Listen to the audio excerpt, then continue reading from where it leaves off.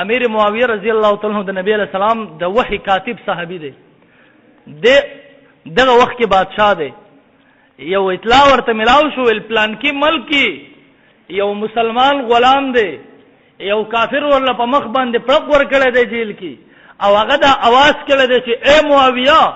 یاد سات تر مسلمانانو بادشاہي، یو کافر مال ستا په سلطنت کې په مخ پړق راکړي، معاویه ستا ګریوان به د الله دربار کې زما لاس به چې تر مسلمانانو بادشاہ ولې چې تر مسلمان تپوس نشي کولای. معاویه رضی الله تعالی عنہ ته اطلاع ملاو شو. معاویه رضی الله تعالی عنہ ډېر خيار سره خپل وزیران راوغته ول دغه څه واقعي سبق وو.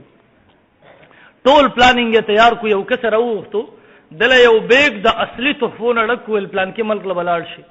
لاول دا کس آزاد کو راي وسره دنه تپوسو کو را چاته په مخ پلق در کړو.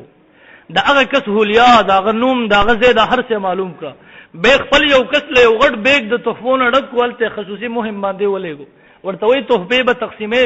پلان کې چې ورسېږي دغه شکل کې یو کس پای بدل راشي چې اگر راشي تاسو کې تاسو سنوم دی هغه دا فورن بیگ بند کوته استاد شان مناسب ما سره تحفه نشته فرمایش وکړه پلان کې تاریخ لبر اعظم هغه راوړل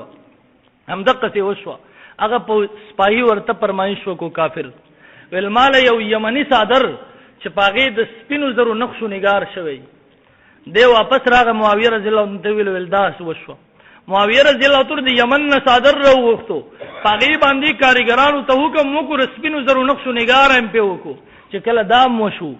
نو به خپل کسان راوغتو لاړ شي چې کله تاسو کشتۍ کې ورورسېږئ کشتۍ نه بنه راکوزېږئ ام دغه سپایي بر پلان دغه تاریخ باندې سمندر غاړي لراغلی د دریاب غاړي لبراغلی ول تاسو بدته وای چې راش خپل صادر واخلا ول چې کله کشتۍ تراوخیږي نو کله کله کې وتړی او راځي